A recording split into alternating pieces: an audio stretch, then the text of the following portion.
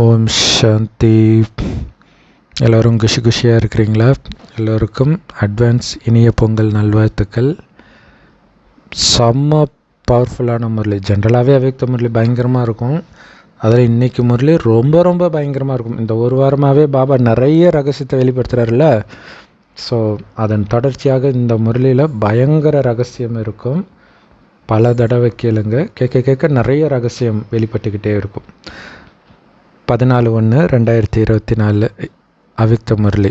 Original date 14/12/1997. Baba சொல்கிறாங்க,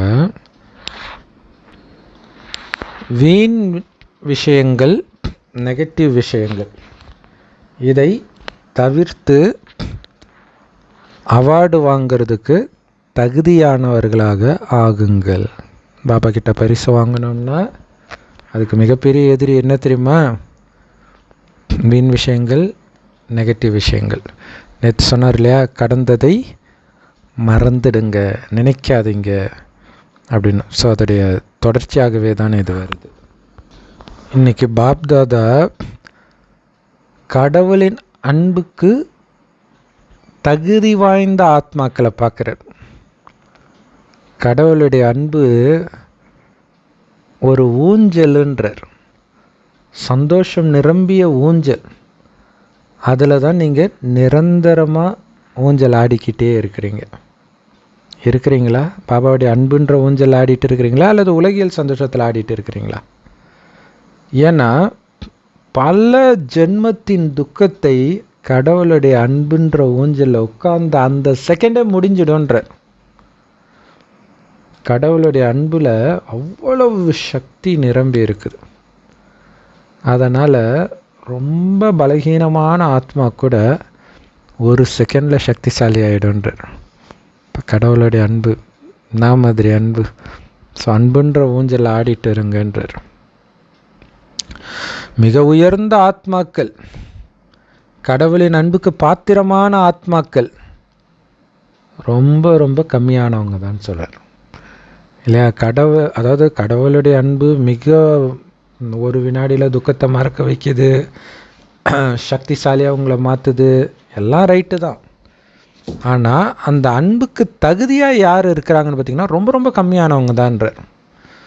so அந்த மாதிரி கம்மியான ஆத்மாக்களை பார்த்து, அந்த உயர்ந்த தகுதி வாய்ந்த ஆத்மாக்களை பார்த்து பாபாவுக்கு அவ்வளவு சந்தோஷம். அப்பாவுக்கு சந்தோஷம்னா குழந்தைங்களுக்கும் சந்தோஷம் தானே. ஆனால் ஒரு வித்தியாசம், உங்கள் சந்தோஷத்தில் வரிசைக்கிரமம் இருக்குது. ஏன்னா அன்புக்கு பாத்திரமாக இருக்கிறதுலையும் வரிசைக்கிரமமாக இருக்கிறீங்க. தன்னுடைய இதயத்திலிருந்து பாபா ஒவ்வொரு குழந்தையும் என்ன தெரியுமா சொல்லி வாழ்த்துறாரு? பாபாவின் அன்பின் ஊஞ்சலில் நிரந்தரமாக ஊஞ்சலாடக்கூடிய அழிவற்ற ரத்தினமே அப்படின்னு வாழ்த்துறார் இல்லையா? கிருஷ்ணரை ஊஞ்சலில் தாளாட்டுவாங்க. மேல்மலையனூரில் ரொம்ப ரொம்ப ஃபேமஸானது. அம்மனை வச்சு அமாவாசையப்போ தாளாட்டுவாங்க நைட்டு. இப்போ பாபாவுடைய அன்பு ஊஞ்சலில் நாம் நிரந்தரமாக ஊஞ்சல் ஆடிக்கிட்டே இருக்கிறத வச்சு தான். ஸோ இந்த ஊஞ்சலை விட்டு இறங்காதீங்கன்றாரு. என்ன வேணாலும் நடக்கட்டும், அம்மா சாகட்டும், அப்பா சாகட்டும், குழந்தை சாகட்டும், சொத்தெல்லாம் போகட்டும், தலைக்கு மேலே தண்ணி போகட்டும், இந்த ஊஞ்சலை விட்டு இறங்காதீங்க. அப்படியே ஆனந்தத்திலே இருங்க. இதோடைய நினைவாக தான் உங்களுக்கு அங்கே கோயில், அம்மன் கோயிலில் ஊஞ்சல் ஆட்டுறது, அங்கே மகாராஜா மகாராணியாக ஆகிறது. அதான் பாபா சொல்கிறார், என்ன வேணும்னாலும் நடக்கட்டும், உங்களுடைய புத்தின்ற கால்கள் இந்த அன்பு ஊஞ்சலை விட்டு கீழே வைக்காதீங்க. ஏன் தெரியுமா? இவ்வளோ பெரிய உலகத்தில் எத்தனை கோடி ஆத்மாக்கள் இருக்கிறாங்க. அத்தனை கோடி ஆத்மாக்களில் எனக்கு பிரியமான ஆத்மாக்கள் நீங்கள் மட்டும்தான் குழந்தைகளே என்றார். எவ்வளோ பெரிய விஷயம் பார்த்தீங்களா? கடவுள் பார்ஷியாலிட்டி பார்ப்பாரா? கேட்பாங்களா? அவருக்கெல்லாம் ஒன்று தான். அப்போ எப்படி சொல்கிறீங்க முஸ்லீம் மட்டும்தான் சொர்க்கத்துக்கு வருவாங்கன்ட்டு? இயேசு பிடிச்சவங்க தான் சொர்க்கத்துக்கு வருவாங்கன்னு எப்படி சொல்கிறீங்க? அப்போ ஏதோ ஒரு பார்ஷாலிட்டி இருக்குது. ஆனால் உண்மையிலே கடவுளுக்கு பிடிச்சது யார்? அந்த அன்பின் ஊஞ்சலில் ஆடி உலகத்தில் எது ஆனாலும் கவலைப்படாமல் இருக்கிற அந்த குழந்தை தான் எனக்கு பிடிச்ச குழந்தைன்றார் இல்லையா? ஏதோ ஒரு படத்தில் இது வரும், என்ன இது ஒரு மணிரத்ன படம் அலைப்பாயுதே படத்தில் அவங்க அம்மா இறந்துடுவாங்க, ஹீரோயினுடைய அம்மா இறந்துடுவாங்கன்னு நினைக்கிறேன், அம்மாவோ அப்பாவோ இறந்துடுவாங்க. ஸோ அப்போ ஹீரோயின் ஷாலினி வந்து அழுவாங்க, அவங்கள எதிர்த்துட்டு இவங்க லவ் மேரேஜ் பண்ணி வந்துடுவாங்க. ஸோ சாவுக்கு போகும்போது அழுவும்போது என்னால் தானம்மா நீ இறந்துட்ட அல்லது அப்பாவை இறந்துட்ட அப்படின்னு சொன்ன அடுத்த செகண்டு அப்படியே ஹீரோவுக்கு ஒரு மாதிரி ஆகிடும், பைத்தியம் பிடிச்ச மாதிரி ஆகிடும். அப்போ நீ வந்து அதோடைய உண்மையான அர்த்தம் என்ன? என்னை விட நீ அவரை நேசிச்சிருக்கிற, அப்போ அந்த நேசத்துக்கு இடையூறாக நீ என்னை நினச்சிட்டன்ட்டு பேசாமல் விட்டுருவாங்க. அந்த படத்தில் முக்கியமான காட்சி அதுதான். ஸோ அதனாலே கடைசி வரைக்கும் பேசாமல் இருக்கிற மாதிரி வரும். அப்போ பாருங்களா, அப்போ வந்து ஒரு கணவன் அந்த மனைவியுடைய தாய் தகப்பன் கூட பிறந்தவன் யார் இறந்தாலும் அந்த மனைவியுடைய சந்தோஷம் போகவே போகாது. குழந்தை இறந்தால் கூட போகாது. ஆனால் கணவன் இறந்துட்டான்னு வச்சுக்கலாம், நீங்கள் நிறைய பார்க்கலாம். கணவன் இறந்த அடுத்த செகண்டே தானாக இறக்குறவங்களையும் பார்க்கலாம், தற்கொலை பண்ணுறவங்களையும் பார்க்கலாம். அப்படியே இல்லாட்டினாலும் ஒரு வருஷத்துக்குள்ளே அவங்க உடம்பு பயங்கரமாக வீணாக போய் இறந்து போயிடுவாங்க. ஏன்னா அதுதான் கணவனுடைய உறவு.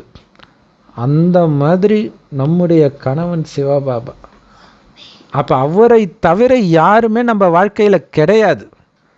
அதனால தான் பாபா சொல்கிறார், உங்களை தான் எனக்கு பிடிக்கும். ஏன்னா மற்றவர்களுக்கெல்லாம் மற்றது பிடிக்கும், ஆனால் உங்களுக்கு என்னை தவிர எதுவுமே பிடிக்காது இல்லையா? அதனால் எனக்கு உங்களை தான் பிடிக்கும் அப்படின்னு பாபா சொல்கிறார். அதனால் பாப்தாதா குழந்தைங்களுக்கு இந்த ஆசீர்வாதத்தை கொடுக்குறார். என்ன தெரியுமா ஆசீர்வாதம்? கடவுளின் அன்பில் நிரந்தரமாக மூழ்கி போங்க, நிரந்தரமாக மூழ்கி போங்கன்ற. நிறைய இப்போ கிறிஸ்தவ மதத்துலையுமே கூட பார்த்திங்கன்னா அந்த ஞான ஸ்நானம் எடுக்கும்போது தண்ணிக்குள்ளே ஒரு நெஞ்ச அளவுக்கு தண்ணியில் நின்றுட்டு அதுக்கப்புறம் முக்குவாங்க. அதே மாதிரி இந்து மதத்துலேயுமே கூட பார்த்திங்கன்னா நெஞ்சளவு தண்ணியில் நின்றுக்கிட்டு அந்த சந்தியாவதனம் இதெல்லாம் பண்ணுவாங்க. ஸோ இதெல்லாம் எதை குறிக்குது? அந்த அன்பு கடலில் மூழ்கி இருக்கிறோம் அப்படிங்கிறத அவங்க தண்ணி கடல் அல்லது தண்ணி நதியில் மூழ்கிறாங்க. ஸோ அதுதான் உங்களுக்கு கொடுக்குற ஆசீர்வாதம். அந்த ஆசீர்வாதம் உங்களை எல்லாத்துலேருந்தும் காப்பாற்றிடும்ன்றார். ஏன்னா அந்த மாதிரி அன்பில் மூழ்கின குழந்தை இங்கே முன்னாடி எப்படிப்பட்ட எதிர்மறையான சூழ்நிலையோ மாயாவின் தடங்களோ கிட்ட நெருங்கவே முடியாதுன்றார். அந்த பாபா அன்பில் என்ன நடந்துச்சுன்னே அவங்களுக்கு தெரியாது, அப்படி ஒரு ஆனந்தத்திலேயே இருப்பாங்க. இதுதான் நமக்கு தேவை. கடைசியில் அந்த அளவுக்கு நீங்கள் அன்பில் மூழ்கும் பொழுது மட்டும்தான் உலக அழிவு உங்களுக்கு எந்த விதமான பாதிப்பையும் ஏற்படுத்தாமல் ஆனந்தத்தின் உச்சத்தில் இருப்பீங்க. அப்போ தான் எல்லோரும் நம்புவாங்க இல்லையா? அல்லா அல்லான்னவங்க, கர்த்தாவே கர்த்தாவே, ஏசப்பா ஏசப்பானவங்களாம் அலறுவாங்க. ஆனால் அதை விட அதிகமான விஷயம் உங்களை சுற்றி நடக்கும். ஆனால் நீங்கள் ஆனந்தத்தில் இருப்பீங்க. அப்போ தான் உங்களை நீங்கள் யாருன்றதே உலகத்துக்கே தெரியும். ஆனால் குழந்தைகளே, நான் உங்களுக்கு இவ்வளோ ஆசீர்வாதம் கொடுக்குறேன், அன்பிலே மூழ்கிறேன். ஆனால் தயவு செய்து உன்னுடைய புத்தின்ற காலை இந்த மண்ணில் வச்சிடாத, தேகன்ற மண்ணில் தேக உலகத்தில் வச்சிடாத உன் புத்தியை. அப்படி நீ வச்சிட்டா உடனே மாயை பல ரூபம் எடுத்து உன்கிட்ட விளையாட்டு காட்டி உன்னை ஏமாத்திடும். பலவிதமான ரூபத்தில் வந்து உன்னை இழுக்கும் மாயை. கடவுள் மேலே அன்பு இல்லைன்னா அப்படி தான் பண்ணும். ஆனால் பாபா சொல்கிறார், எந்த ஆத்மா சதா பாபா அன்பில் மூழ்கியதால் சக்தியில் நிரம்பி இருக்குதோ அந்த ஆத்மாவை அப்படி புருவத்தை உயர்த்தி பார்க்கறதுக்கு கூட மாயாவுக்கு தைரியம் இருக்காதுன்றார். புருவத்தை உயர்த்த முடியாதுன்றார் இல்லையா? உங்களை பார்க்கறதுக்கு அந்த கண்ணை ஸ்லைட்டாக திறக்க கூட செய்யாது, அந்த அளவு கூட அதால் முடியாதுன்றார். மாதிரி முரளி ஒரு லைனும் உங்களுடைய மூன்றாவது கண் மூன்றாவது கண்ணா என்னது? ஞானம்ன்ற மூன்றாவது கண். என்ன ஞானம்? நான் அழிவற்ற ஆத்மா, அந்த சிவ பரமாத்மாவுடைய குழந்தை, சொர்க்கத்தின் அதிபதி ஆகிட்டு இருக்கிற, அழியக்கூடிய எதுவும் என் கண்ணுக்கு தெரியாது. அதுதான் மூணாவது கண். ஞானத்தை கொண்டு பார்க்குறீங்க. அந்த மூன்றாவது கண் கொழுந்து விட்டு எரியிற நெருப்பு ரூபத்தில் இருக்கிற காரணத்தினால மாயாவை சக்தியற்றதாக மாற்றிடுது, எரிச்சிடுதுன்றார் பாபா. ஒரு லைனும் எப்படி இருக்குது பாருங்க. ஸோ விசேஷமான பிராமண ஆத்மாக்களாகி உங்கள் அனைவருக்கும் ஜென்மம் எடுத்த உடனே பாப்தாதா இந்த மூன்றாவது கண்ணை கொடுத்துட்டார் தானே. ஆனால் அவர் கொடுத்துட்டார் மூணாவது கண்ணை. ஆனால் சில சமயம் குழந்தைங்களுடைய அந்த மூணாவது கண்ணு ரொம்ப சோர்ந்து போகுது. ஏன்னா ரொம்ப கஷ்டப்பட்டு முயற்சி செய்கிறாங்க இல்லையா அந்த மூணாவது கண்ணை திறக்கிறதுக்கு. அதனால் சோர்ந்து போய் மூடிக்குதுன்றார். மூணாவது கண் மூடினா என்ன ஆகும்? ஊனக்கண் திறக்கும். அப்போ வெளி உலக விஷயத்தில் மயங்குவீங்க. மாயா ரொம்ப என்ன சொல்கிறது, விசால புத்தின்னுவாங்களே, அந்த மாதிரி விசால புத்தி கொண்டது, தூர பார்வை கொண்டது இந்த மாயை. எட்டிருந்தே கண்டுபிடிச்சிடுது உங்கள் கண்ணு திறந்துருக்குதா மூடி இருக்குதான்னு. மூணாவது கண் திறந்துருந்தால் அது உங்களை கண்ணை திறந்து பார்க்கக்கூட முடியாது. ஆனால் மூடிடுச்சுன்னா டக்குன்னு அடுத்த செகண்டில் வந்துடும். நீங்கள் மூணாவது கண்ணை மூடினாலே மாயா வான் கூப்பிட்றீங்கன்னு புரிஞ்சுக்கோங்கன்ற இல்லையா. மற்ற விஷயங்களெல்லாம் நீங்கள் கூப்பிடணும். சக்தி வர்றதுக்கு நான் சக்திசாலி ஆகணும், இதெல்லாம் செய்யணும். மாயை அப்படி கிடையாது. நீங்கள் எதையும் பண்ணுறதை விட்டுட்டாலே அது வந்துடும். இப்போ மாயாவுக்கு தெரியும் நான் ராஜ்யத்தை இழக்க போகிறேன் அப்படின்னு தெரியும். நமக்கு மட்டும் இல்லை, மாயாவுக்கே தெரியும் அவளுடைய ராஜ்யம் இப்போ போகுது, முடிய போகுதுன்ட்டு. அதனால் மாயாவை கண்டு பயப்படாதீங்கன்ற. அனைத்து சக்திகளின் ஆதாரத்தில் மாயாவுக்கு டாட்டா காட்டுங்க, சந்தோஷமாக குஷியாக வழி அனுப்புங்கன்றார். மாயாவுக்கு வர்றதுக்கு வாய்ப்பே கொடுக்காதீங்க. திரும்பி பார்க்காம போய்கிட்டே இருன்னு சொல்லணும். குட் பை மாயான்னு சொல்லணும். உண்மையிலே உயர்ந்த ஆத்மாக்களாகிய உங்களோட சண்டை போட்டு மாயாவே சோர்ந்து போயிடுச்சான். ஆனால் நீங்கள் தான் என்ன பண்ணுறீங்க, உங்களுடைய பலகீனத்தினால மாயாவை வான்னு கூப்பிட்றீங்க. அது சோர்ந்து போயிடுச்சு. பலகீனம் வரும்போதெல்லாம் அது வந்துடுது. அது சோர்ந்து இருக்குது, ஆனால் நீங்கள் அதை எழுப்புறீங்க. அதனால் அது மறுபடியும் வாய்ப்பு எடுக்குது. சரி, இந்த தடவை மோதி பார்ப்போம் மறுபடியும்ட்டு வருது. ஆனால் உண்மையிலே மாயை இப்போ சக்தி இழந்துடுச்சுன்ற உங்கள் அனுபவத்தை வச்சு நீங்களே சொல்லுங்களாம். மாயா கிட்ட இதுக்கு முன்னாடி இருந்த சக்தி இருக்குதா? நீங்கள் பாபா குழந்தை ஆன புதுசில் உங்களை தாக்குன அந்த வேகத்தில் மாயா இப்போ உங்களை தாக்குதா? சொல்லுங்கள். நீங்கள் காமத்தை எடுத்துக்கோங்க, கோபத்தை எடுத்துக்கோங்க, பற்று, பேராசை, அகங்காரம், எதை வேணாலும் எடுத்துக்கோங்களாம். இதுக்கு முன்னாடி இருந்த சக்தி இப்போ மாயாவுக்கு இருக்குதா? நீங்களே சொல்லுங்கள். ஸோ மாயா கிட்ட சக்தி இருக்கா, அல்லது நீங்கள் அதிக சக்திசாலியாக இருக்கிறீங்களா? இருந்தும் மாயா வர்றதுக்கு ஒரே காரணம் நீங்கள் கூப்பிட்டுறீங்க உங்களுடைய பலகீனத்தினால. அப்போ அவ ஏன் வாய்ப்பு எடுக்க மாட்டா? அப்போ பிரச்சனை மாயா கிட்ட இல்லை, நீங்கள் ஏன் பலகீனம் ஆகுறீங்கன்ற. பலகீனம் ஆகும்போது அது வாய்ப்பு கிடச்சி வந்துடுது இல்லையா. இந்த இஸ்ரேல் பாலஸ்தீனை போகிறப்ப பார்த்தீங்கன்னா அந்த திடீர்னு ஒரு நாள் உள்ளே பூந்து எல்லாரையும் சுட்டாங்களே. அப்போ நடுவில் ஒரு இடம் எதிராளி வர்றதுக்கு கொஞ்சம் கேப் இருந்துருக்குது. அது வழியாக தான் வந்திருக்கிறோம். அதே மாதிரி தான் உங்களுடைய பலகீனம் கொஞ்சம் இருக்கும்போது அது வருது. ஏன் பலகீனம் ஆகுறீங்க, ஏன் வழி கொடுக்குறீங்கன்னு கேட்குறார்.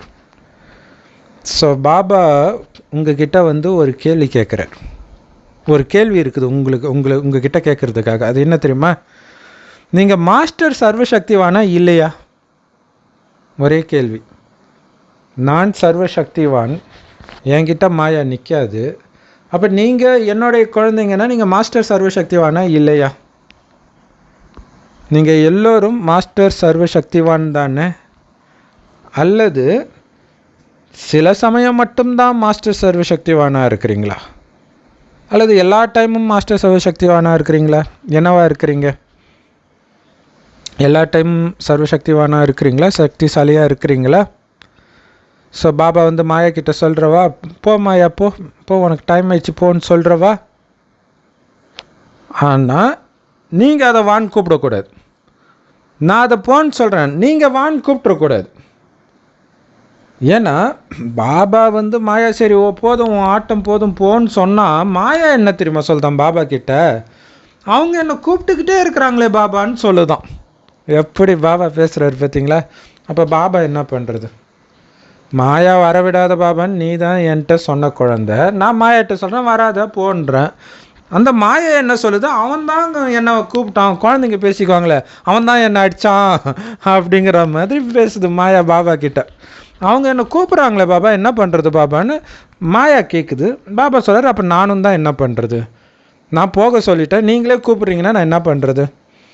எந்த விதமான பலகீனம் வந்தாலும், அது உங்கள் எண்ணத்தில் வந்தாலும் சரி, வார்த்தையில் வந்தாலும் சரி, சம்பந்தம் தொடர்பில் வந்தாலும் சரி, எண்ணம் சொல் செயல் சம்பந்தம் தொடர்பு எதில் பலகீனம் இருந்தாலும் புரிஞ்சுக்கோங்க, நீங்கள் கம்முன்னு தூங்கிட்டு இருக்கிற மாயாவை எழுப்பி விடுறீங்கன்னு புரிஞ்சுக்கோங்கன்ற. எப்படி சூப்பராக சொல்கிறாரு பாருங்க. அது கம்முன்னு சாகிற மாயாவை வா வா வா வான்னு நீங்கள் எழுப்புறீங்க. ஏன்னா நீங்கள் கூப்பிட்றதுடைய வைப்ரேஷன் அதுக்கு டக்குன்னு போயிடுதுன்றார் இல்லையா? அந்த பலகீனம் வந்தோடனே நம்மளை யாரோ கூப்பிட்றாங்கன்ட்டு ஓடி வந்துடுதான். இந்த ஃபங்க்ஷனை நல்ல விழாவை, இந்த விழாவை வந்து நல்லா கொண்டாடுறீங்க. எதுக்காக இந்த விழாவை கொண்டாடுறீங்க? ஏன்னா நிரந்தரமாக ஊக்க உற்சாகமாக இருக்கணும், குஷி குஷியாக இருக்கணும்னு தானே கொண்டாடுறீங்க. ஸோ இந்த வருடத்தில் நிறைய பண்டிகைகளை நீங்கள் கொண்டாடுறீங்க, நிறைய விழாக்கள். உதாரணத்துக்கு வந்து ஈஸ்வரிய சேவையில் ஆதி ரத்தினங்களாக இருந்த சகோதரர்களை மரியாதை செலுத்துகிற விழா கொண்டாடினீங்க. அடுத்தது ஆசிரியர்களுடைய வெள்ளி விழா கொண்டாடினீங்க. இந்த மாதிரி நிறைய விழாக்களை கொண்டாடினீங்க ஒவ்வொரு குரூப்புக்கும். அதனால் பாபாவுக்கும் எப்படி ஃபீல் ஆகுது அப்படின்னா, இந்த வருடம் நீங்கள் விழாவை கொண்டாடுறீங்கன்னாலே அதுக்கு என்ன அர்த்தம்னா மாயாவுக்கு டாட்டா காட்டி வழி அனுப்புகிறீங்கன்னு அர்த்தம்னு பாபா புரிஞ்சுக்கிறார். பாபாவுக்கு அப்படி தான் தோணுது இல்லையா? இத்தனை வருஷம் இவங்க வந்திருக்கிறாங்கன்னு என்ன அர்த்தம்? மாயா இனிமேல்ட்டு எங்ககிட்ட நீ வாலாட்ட முடியாது போ அப்படின்னு சொல்கிறீங்கன்னு பாபா புரிஞ்சுக்கிறார். அதனால் சும்மா அந்த தங்க பொன்னாடையை வந்து தலைக்கு போர்த்திட்டு மட்டும் உட்கார்றது கிடையாது இல்லையா? அந்த பொன் விழா வெள்ளி விழா இதிலெல்லாம் அந்த மாதிரி ஒரு ட்ரெஸ்ஸை கொடுப்பாங்க, பார்த்துருப்பீங்க, யூடியூப்பில் கூட நிறையா இருக்கும். 10 வருடம் 20 வருடம் கடந்தவங்களுக்கெல்லாம் விழா எடுப்பாங்க இல்லையா? அப்போ உண்மையில் அந்த தங்க முக்காடு எதை குறிக்குதுன்னா, தங்க யுகத்தினுடையவராக நீங்கள் மாறிட்டீங்கன்னு குறிக்குது. இது பார்க்க எவ்வளோ அழகாக இருக்குது தெரியுமா? அதனால் அந்த தங்க யுகத்தின் தங்க முக்காடு அணிந்தவராக எப்பவும் நீங்கள் இருக்கணும். இல்லை இந்த வெளிப்புற முக்காடு எப்பயும் இருக்கணும்னு அவசியம் இல்லை, ஆனால் தங்க யுகத்தின் குணம் எப்பவும் இருக்கணும். அதனால் இந்த தங்க முக்காடை எடுத்த உடனே இந்த விழா முடிஞ்சிடுச்சு, இதுக்கு முன்னாடி எப்படி இருந்தீங்களோ அதே மாதிரி ஆயிட்டேன் அப்படின்னு இருக்கக்கூடாது. ஏன்னா இந்த விழாவே உங்களுக்கு வந்து ஊக்கத்தை கொடுப்பதற்காகத்தான். அதனால் யார் இந்த விழாவை கொண்டாடுனீங்களோ அல்லது கொண்டாடுறதுக்காக வந்திருக்கிறீங்களோ கை தூக்குங்க. பாப்தாதாவுக்கு ரொம்ப சந்தோஷம், நல்லா கொண்டாடுங்க. ஆனால் சங்கம யுகத்தில் ஒரு விஷயத்தை கொண்டாடுறீங்கன்னா என்ன அர்த்தம் தெரியும் இல்லை? அதுவாகவே ஆகுறன்னு அர்த்தம், மற்றவர்களையும் அதே மாதிரி ஆக்குறன்னு அர்த்தம். அதனால் கொண்டாடும் பொழுது உங்களுக்காக இந்த விஷயத்தை அண்டர்லைன் பண்ணுங்க. என்னது? நான் ஒரு ஆத்மா, நினைவு செய்வதற்கும் சேவை செய்வதற்கும் நிரந்தரமாக ஊக்க உற்சாகத்தில் இருக்கும் ஆத்மா. இல்லையா? நினைவும் நான் ஊக்க உற்சாகமாக செய்வேன், சேவையும் ஊக்க உற்சாகமாக செய்வேன் அப்படிங்கிறது அடிக்கோடிடணும். நீங்கள் ஒவ்வொரு விழாவை கொண்டாடும் போது இதுதான் பாபா சொல்லுவார், ஸ்டாம்ப் குத்துறீங்கன்னு. இதைத்தான் நீங்கள் ஆழமாக உங்கள் மனதில் பதிய வைக்கணும். இதுதான் நமக்கு விழாவே. எத்தனை விழா எடுத்தாலும் ஒவ்வொரு தடவையும் இன்னும் பக்காவாக நினைவு, இன்னும் பக்காவாக சேவை, ரெண்டும் கலந்து இப்படி தான் இருக்கணும். இந்த காட்சியை பாபாவுக்கு ரொம்ப ரொம்ப பிடிச்சிருக்குது. இந்த வருடத்தை மாயாவுக்கு டாட்டா காட்டுற வருடமாக கொண்டாடத்தான் பாப்தாதா விரும்புகிறார். அந்த மாதிரி விழாவை கொண்டாடுவீங்க தானே? நாளைக்கு நீங்கள் கொண்டாட போகிற அந்த விழா இந்த மாதிரி தான் கொண்டாடணும். கொண்டாடுவீங்களா? வெள்ளி விழா கொண்டாட போகிறீங்களா? அது வெள்ளி விழாவாக இருந்தாலும் சரி, பொன் விழாவாக இருந்தாலும் சரி, அது விழா தான். அதனால் நான் வெள்ளி விழா தான்ப்பா கொண்டாடுறேன், முதல்ல பொன் விழா கொண்டாடுறவங்க இந்த மாதிரி மாயாவுக்கு டாட்டா காட்டட்டும், அதுக்கப்புறம் நான் காட்டிக்கிறேன் அப்படின்னு நினைக்காதீங்க. சரி, எந்த விழாவும் கொண்டாடாதவங்க வருவாங்கல்ல, அவங்களும் பாபா இந்த மாதிரி வெள்ளி விழா பொன் விழா கொண்டாடுறவங்க கிட்ட தான் பேசிகிட்டு இருக்கிறாரு அப்படின்னு நீங்கள் நினைக்கக்கூடாது.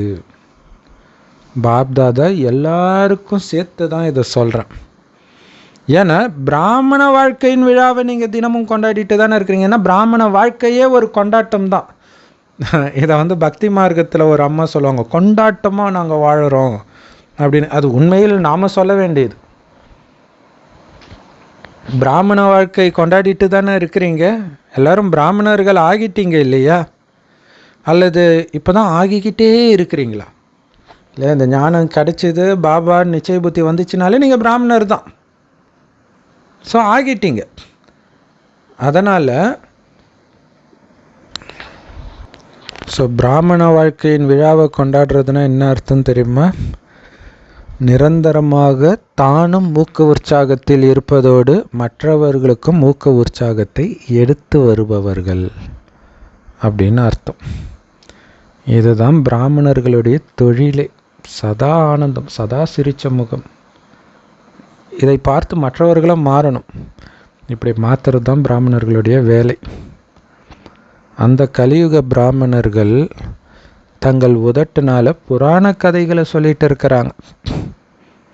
ஆனால் உண்மையான பிராமணர்களாகிய நீங்கள் பேசும் பொழுது மற்றவர்களுக்கு ஊக்க உற்சாகத்தை கொடுக்குறீங்க இல்லையா? அவங்க ராமர் வந்தார், ராமர் சீதையை கடத்திட்டு போனோம் அப்படியே அழுதுகிட்டே சொல்லுவார், மற்றவங்களாம் அழுதுகிட்டே கேட்பாங்க. நீங்கள் என்ன சொல்லுங்க, நீ தாண்டா அந்த நாராயணன் உலகத்தையே ஆள போகிற. எவ்வளோ குஷி வருது அவங்களுக்கும் உங்களுக்கும், எவ்வளோ பெரிய வித்தியாசம். அவங்க கேட்குறது அதுக்கும் நமக்கு சம்மந்தமே இல்லை, அவங்க வீட்டு கதையோன்னு கேட்டுன்னு இருக்கிறாங்க. பாபா சொல்கிறார், உன் கதையை நான் சொல்கிறேன்றார். அதனால் எப்படிப்பட்ட ஆத்மாவாக வேணாலும் ஒருத்தர் இருக்கட்டும், அந்த ஆத்மா உங்களை ஜென்ம விரோதியாக நினைக்கக்கூடிய ஆத்மாவாக கூட இருக்கட்டும், இப்போ வரைக்கும் உங்களை எதிர்த்துக்கிட்டே இருக்குது இல்லையா? பிராமண ஆத்மாக்களில் சொல்கிறார். ஏன்னா உங்களுடைய கர்ம கணக்கெல்லாம் இங்கே சங்கமயுகத்தில் முடிச்சாகணுமே. ஆனாலும் பிராமணர்களுடைய கடமை என்ன தெரியுமா? ஊக்க உற்சாகம் நிறைந்த விஷயத்தை பேசுறதும் ஊக்க உற்சாகம் நிரம்பிய கதையை சொல்றது தான் பிராமணர்களாகிய உங்களுடைய கடமையே. அவர்களுக்கும் அந்த ஊக்க உற்சாகத்தை கொடுக்குற மாதிரி தான் உங்களுடைய வார்த்தை இருக்கணும். அதே மாதிரி உங்ககிட்ட வரவங்க அழுதுகிட்டே வரலாம், அழுதுகிட்டே இருக்கிறவங்களா இருக்கலாம். ஆனால் நீங்கள் அவங்கள ஊக்க உற்சாகத்தில் ஆட வச்சு அனுப்பணுன்றார். அந்த மாதிரி இருக்கணும் உங்களுடைய வார்த்தைகள். மனிதர்களுக்கு எப்போ அவங்களுடைய இதயத்தில் ஊக்க உற்சாகம் வருதோ அப்போ என்ன ஆகும்? அஞ்ஞானிகளுக்கே காலு தாளம் போட ஆரம்பிக்கும் இல்லையா. இப்போ இங்கே இருக்கிறவங்களுக்கெல்லாம் இந்த மேளம் கொட்டினா தான் ஊக்க உற்சாகத்துக்கே வராங்க. தானா அப்படி டான்ஸ் ஆட ஆரம்பிக்கிறாங்க கால்னால். ஸோ அதே மாதிரி இந்த மாதிரி விழாலாம் இருக்கும்போது கடைசியில் என்ன பண்ணுறீங்க, நீங்கள் எல்லோரும் டான்ஸ் ஆடுறீங்க. அது கால்கள் கொண்டு ஆடுற நடனம். இங்கே நீங்கள் மனதினால் ஆடுபவர்கள். அதனால தான் நடராஜன் அப்படின்னு சிவபாபாவுக்கு இன்னொரு பேர். நம்ம ஆட வைக்கிறார். ஆக்சுவலாக பிராமண ஆத்மாக்களால் ஊக்க உற்சாகம் இல்லாமல் ஒரு வினாடி கூட இருக்க முடியாது. ஊக்க உற்சாகம் கொடுக்காமல் இருக்க முடியாது. அதுக்கு ஆதாரமாக இருக்கிறது என்னது? ஞானம். ஞானத்தை பற்றியே சிந்தனை செய்கிறது. பாபா என்னை அழைச்சிட்டு போக வந்திருக்கிறார், பாபா என்ன நாராயணனாக்க வந்திருக்கிறார், அவர் என்னோட அப்பாவாகி இருக்கிறார். இந்த சந்தோஷத்திலே மூழ்கி இதையே மற்றவர்களுக்கு கொடுக்காம இருக்க முடியாது. அப்படி இருந்தால் அவன் பிராமணனே கிடையாது. ஆனால் உங்கள் ஊக்க உற்சாகத்துக்கு ஒரு முடிவு கட்டுறதுக்குன்னே சூழ்நிலை கண்டிப்பாக வரும், ஆல்ரெடி இருக்கும். ஆனாலும் பாப்தாதாவுடைய சுப சங்கல்பம் என்ன தெரியுமா? குழந்தைங்களுக்கு இந்த வருஷத்தில் அவர் வைக்கிற சங்கல்பம், கடந்தது டக்குன்னு கடந்தது ஆயிடணுன்றார் இல்லையா. உங்களுக்கு எவ்வளோ டார்ச்சர் கொடுத்தவங்களா இருந்தாலும் அடுத்து திரும்பி அவங்கள பார்க்கும்போது அவங்க டார்ச்சர் கொடுத்தாங்கன்ற எண்ணமே இல்லாமல் நீங்கள் பேசணுன்றார் இல்லையா. அதை நீங்களும் அதே மாதிரியே பேசும்போது தானே அது கண்டினியூ ஆகிட்டே இருக்குது. கடந்தது ஆயிடணுன்றார். அதையே வருஷக்கணக்காக இழுத்துட்டு இருக்கக்கூடாது. உங்கள் தொடர்பில் வரக்கூடிய ஆத்மாக்கள் எப்படிப்பட்டவங்களா வேண்டுமானாலும் இருக்கட்டும். அவங்க நெகட்டிவானவங்களாக இருக்கட்டும், இப்போ வரைக்கும் உங்களை எதிர்த்துக்கிட்டே இருக்கிறவங்களா கூட இருக்கட்டும், இந்த பிராமண வாழ்க்கையை ஆட்டங்காண வைக்கக்கூடியவர்களாக இருக்கட்டும். இல்லை அடப்போட சரண்டர் லைஃபே தேவையில்லை, விட்டுட்டு போயிடலாம், நான் பிரம்மகுமாரியே பாபாவே விட்டுட்டு போயிடலான்னு நினைக்கிற அளவுக்கு உங்களுக்கு ஒருத்தர் டார்ச்சர் கொடுக்குறவங்களா கூட இருக்கட்டும். ஆனாலும் இந்த வருடம் நீங்கள் மற்றவர்களை நெகட்டிவாக பார்க்கிறதையும் வீணாக பார்க்கிறதையும் முடிச்சிடுங்கன்றார். யாரை? மோசமானவர்களையே கூட நீங்கள் நெகட்டிவாக பார்க்காதீங்க. அவங்களை பற்றி தேவையற்ற எண்ணம் வர வேண்டான்றார். அவங்களுக்கு அதை தான் கடந்ததாகட்டும்ன்றார். முற்றுப்புள்ளி வச்சிடுங்கன்றார். அவங்களுக்கு அன்பை கொடுங்க, அவங்களுக்கு சக்தியை கொடுங்க. என்ன பாபா இது எவ்வளோ டார்ச்சர் பண்ணாங்க, எப்படி பாபா அவங்களுக்கு அன்பு கொடுக்குது? சரி பரவாயில்ல, அன்பு கொடுக்க முடியல, சக்தி கொடுக்க முடியல, பரவாயில்ல. ஆனால் அவங்கள பார்க்கும்பொழுது, அவங்க பேசுகிறதை கேட்கும்பொழுது, அவங்க தொடர்பில் வரும்பொழுது உங்களுடைய மனசு தானாக அவங்களை பற்றி நெகட்டிவ் எண்ணத்தை தாரணை பண்ணுது பாருங்கள், வீண் எண்ணத்தை உருவாக்குது பாருங்க, அதையாவது கட் பண்ணுங்கன்றார்.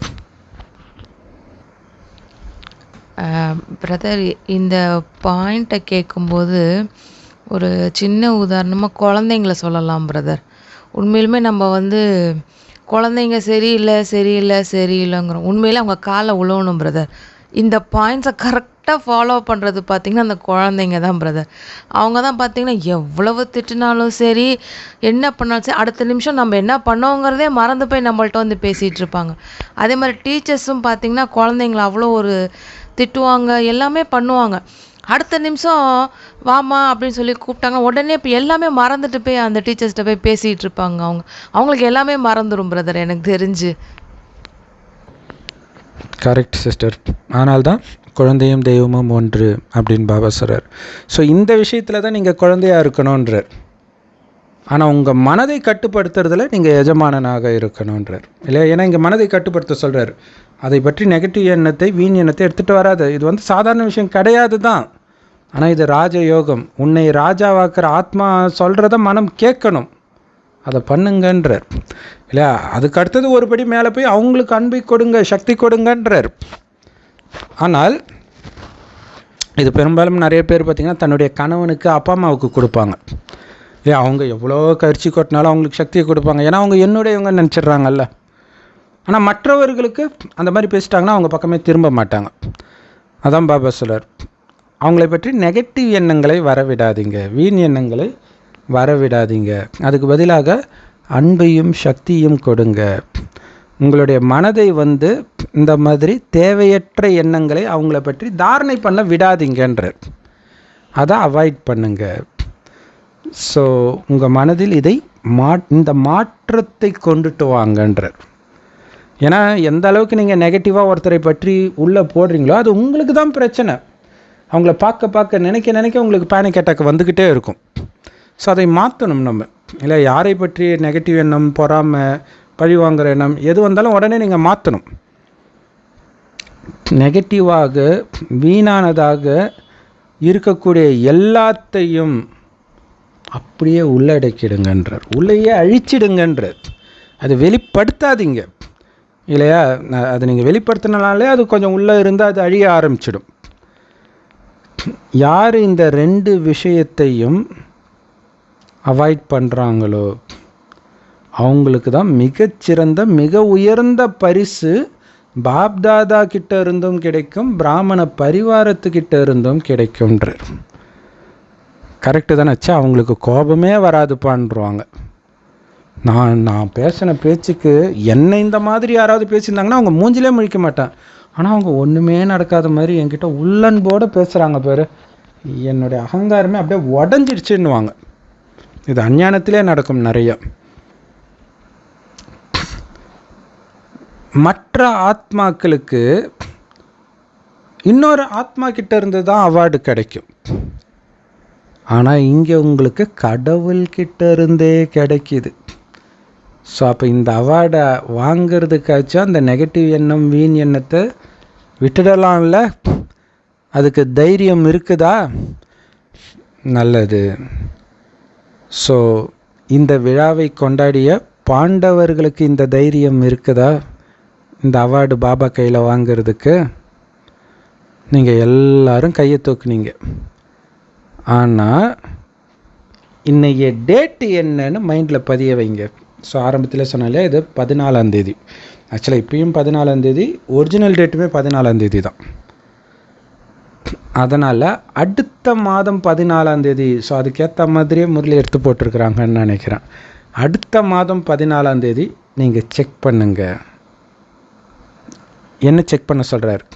இந்த மாதிரி உங்களுக்கு டார்ச்சர் கொடுக்குறவங்க மேலேயும் அன்பு வைக்க முடியுதா, சக்தி கொடுக்க முடியுதா, அல்லது குறைஞ்சபட்சம் அவங்களை பற்றி நெகட்டிவ் எண்ணமே உங்கள் மைண்டில் வராமல் தடுக்க முடியுதா? செக் பண்ணுங்கள். 1 மாதம் நான் டைம் கொடுக்குறேன், கம்மி கிடையாது இது இல்லையா?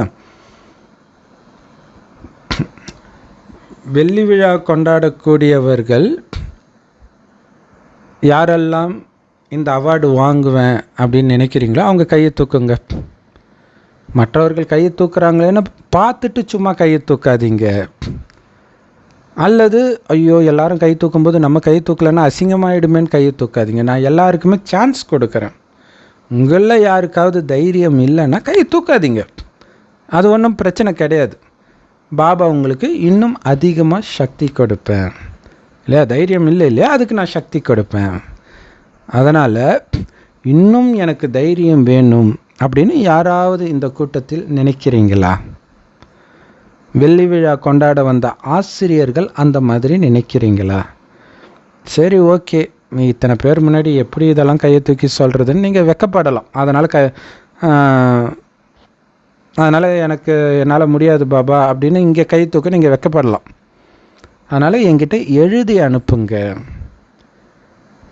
இந்த ஃபங்க்ஷன் கொண்டாடும்பொழுது உங்களுக்கு எக்ஸ்ட்ராவாக தைரியம் வேணும் அப்படின்னா உங்களுக்கு நான் எக்ஸ்ட்ராவாக டியூஷன் எடுக்கிறேன், பாடம் எடுக்கிறேன் அப்படின்னு பாபா சொல்கிறார். ஏன்னா ஜென்ரலாக ஒரு படிப்பில் வீக்காக இருக்கிறவங்களுக்கு எக்ஸ்ட்ராவாக டியூஷன் வைப்பாங்க தானே. இப்போ பாபா கேட்குறாரு, மதுபன் வாசிகள் கை தூக்குங்க. மதுபன் வாசிகளும் முதல்ல ஏந்திரிங்க.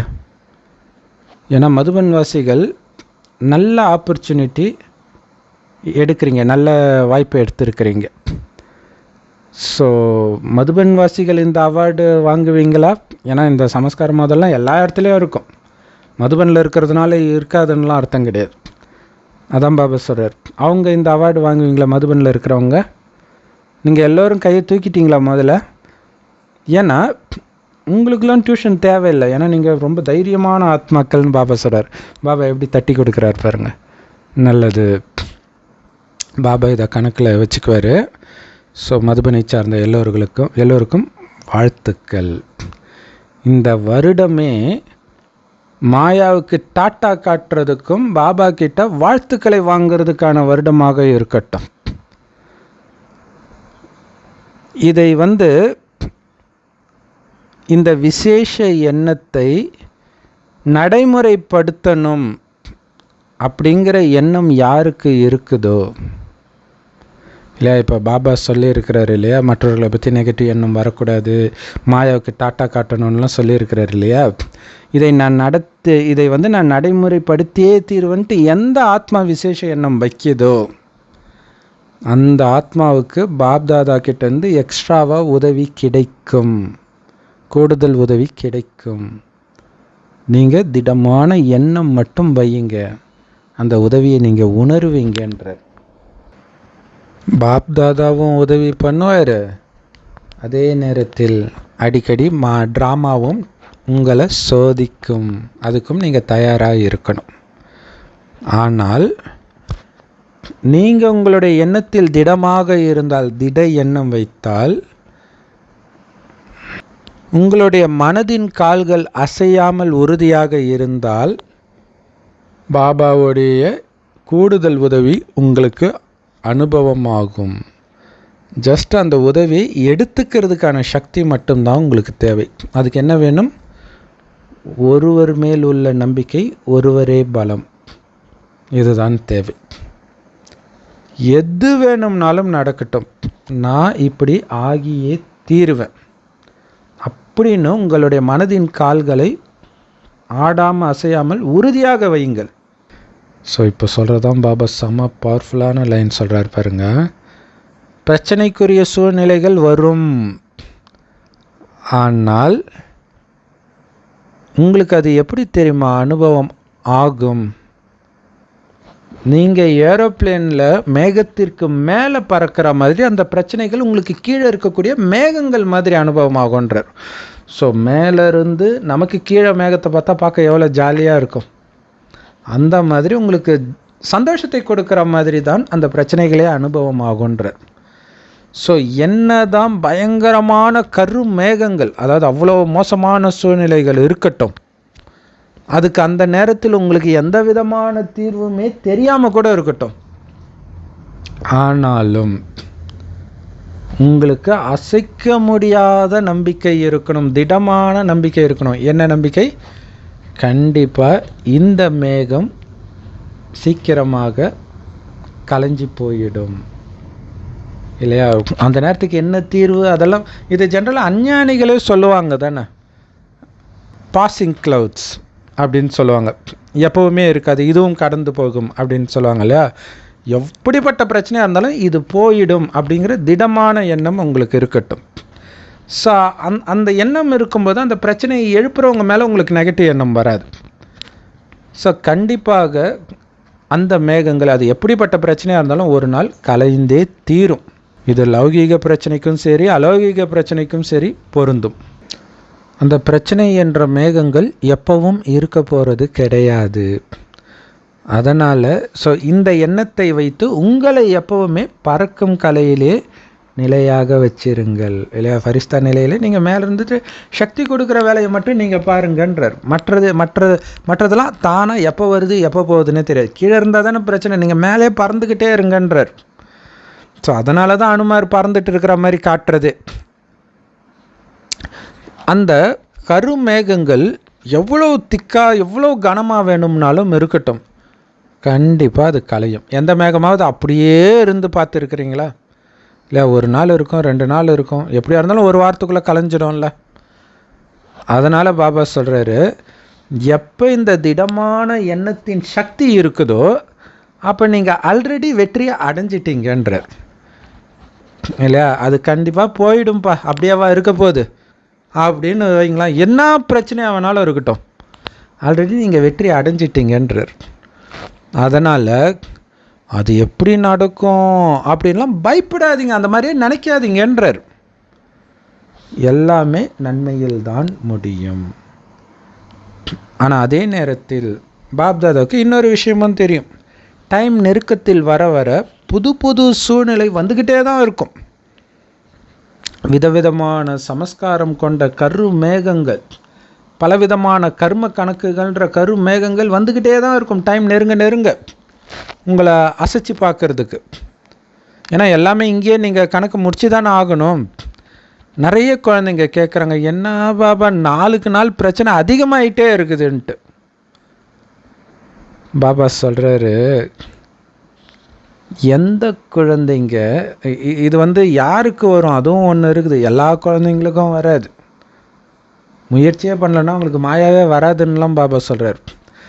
எந்த குழந்தைங்க தர்மராஜ் முன்னாடி போய் நிற்க வேண்டிய அவசியம் இல்லையோ அந்த குழந்தைங்க கர்ம கணக்குகளை இங்கேயே முடிச்சாகணும்ல, அதனால் வருதுன்றார். அவங்கள தர்மராஜ் கிட்ட தண்டனை வாங்கிறதுலேருந்து காப்பாற்றுறதுக்காக வருது. ஸோ அது சுபாவ சமஸ்காரங்களின் கர்ம கணக்குகளாகவும் இருக்கலாம், உடல் நோயாகவும் இருக்கலாம். எல்லாத்தையும் இந்த சங்கம யுகத்தின் கடைசி நேரத்தில் நீங்கள் முடிச்சே ஆகணும். டைம் கம்மியாக இருக்குதுன்னா அதிவேகத்தில் தானே வரும். ஸோ அந்த மாதிரி பிரச்சனை யாருக்கு அதிகமாக வருதோ அவங்க சந்தோஷப்படுங்க, நீங்கள் தர்மராஜ் முன்னாடி போய் நிற்க தேவையில்ல அப்படின்ட்டு. இது சமசூப்பர். இது நம்ம விஜயகாந்த் அவர்கள் மரணத்தை பற்றி வீடியோ போட்டப்போ ஒருத்தர் போட்டிருந்தார் கமெண்ட். என்ன போட்டிருந்தாருன்னா, விஜயகாந்த் அவர்கள் இவ்வளோ கஷ்டப்பட்டிருக்காருன்னா அவருடைய கர்ம வினையை ஃபுல்லாக அவர் முடிச்சிட்டாரு, இப்போ எங்கே இருந்தாலும் சந்தோஷமாக இருப்பாருன்னாங்க. ஸோ அஞ்ஞானிகளுக்கு கூட அந்த ஞானம் ஓரளவுக்கு தெரியுது பாருங்கள். அந்த மாதிரி பாபா குழந்தை யாருக்கு திரும்ப திரும்ப திரும்ப மாயா வந்துக்கிட்டே இருக்குதோ பாபா பொறுத்துக்க சொல்கிறார். பைபிளில் போட்டிருக்கும், எனக்காக துன்பங்களை பொறுத்துக்கிறவன் பாக்கியசாலின்னு இருக்கும். அது ஆக்சுவலாக நமக்காக தான் நம்ம பொறுத்துக்கிறோம். அதனால் தர்மராஜ் முன்னாடி போய் நிற்க தேவையில்லை, கதற தேவையில்லை. கடைசியில் அவங்க முன்னாடி மரணதேவன் வரமாட்டான்றார் பாபா. இல்லையா, மரணத்தை கொடுக்குற யமன் வரமாட்டான். ஏன்னா இந்த விஷயங்கள் இப்போ வரக்கூடிய பிரச்சனைகள் எல்லாம் மரணத்தை கொடுக்கக்கூடிய யமன், இது எல்லாமே இங்கேயே நீங்கள் முடிச்சாகணும். அதனால் உங்களுக்கு கடுமையான நோய்கள்லாம் வருது, இது எல்லாமே இந்த மாதிரி விஷயங்கள் இங்கே முடியுதுன்றதுடைய அடையாளம்னு புரிஞ்சுக்கோங்கன்றார். அப்போ யோசிச்சு பாருங்களா, எல்லாமே நமக்கு சந்தோஷத்தை கொடுக்குற மாதிரி ஆகிடும். பைபிளில் போட்டிருக்கோம், உங்களுடைய துக்கம் சுகமாக மாறும். எப்போ இந்த ஞானம் தெரிந்தால்தான், இல்லாட்டினா எப்படி தானாக மாறிடுமா? அதனால் ஒருபொழுதும் இப்படி நினைக்காதீங்க. என்னென்னா, எங்கே இது முடிகிற மாதிரியே தெரியலையே பாபா, எங்கே பாபா கடைசி நேரம் வரும்ன்ற அப்படி தெரியவே மாட்டேங்குதே பாபா அப்படின்ட்டு வீண் எண்ணத்தை அதிகப்படுத்திக்கிட்டே இருக்காதீங்கன்றார். உண்மையிலே இந்த பிரச்சனைகள் எல்லாம் நீங்கள் செட்டில் பண்ணுறதுக்காக தான் ஒன்று ஒன்றா உங்ககிட்ட அனுப்பப்படுதுன்றார். அப்போ யார் அனுப்புகிறா இல்லையா? அதான் நிறைய பேர் சொல்லுவாங்க, பாபா தான் அனுப்புகிறாரு. ஏன்னா சீக்கிரமாக கணக்கு முடிக்கணும் இல்லையா? அதனால் அதோடைய வேலை வர்றது பிரச்சனைகளுடைய வேலை. உங்களுடைய வேலை உங்களுடைய பறக்கும் கலை மற்றும் சக்தியின் மூலமாக அதை மாற்றம் செய்கிறது அப்படின்னு பாபா சொல்கிறார். அதனால் பயப்படுறது உங்கள் வேலை கிடையாது. பறந்துடுங்க. கீழே இருந்தால் தானே பிரச்சனை. டக்குன்னு மேலே போயிடுங்க. மழை வந்துச்சுன்னா முட்டிட்டு இருக்காதீங்க, பறந்துடுங்கன்றார். ஸோ அதுதான் அம்மா கேட்டாங்க, எனக்கு நேரம் இல்லை மாயா, நீ வா, உன்னுடைய ஒட்டுமொத்த ரூபத்தையும் நான் பார்க்கணும், வான்னு கூப்பிட்டாங்க. ஸோ அது வர்றது அதோடைய வேலை, அதை மாற்ற வேண்டியது உங்களுடைய வேலை. எப்படி மாற்றுறீங்க? பறக்கும் கலையில் இருக்கிறதன் மூலமாகவும் சக்திசாலி ஸ்வரூபத்தில் இருக்கிறதன் மூலமாகவும்.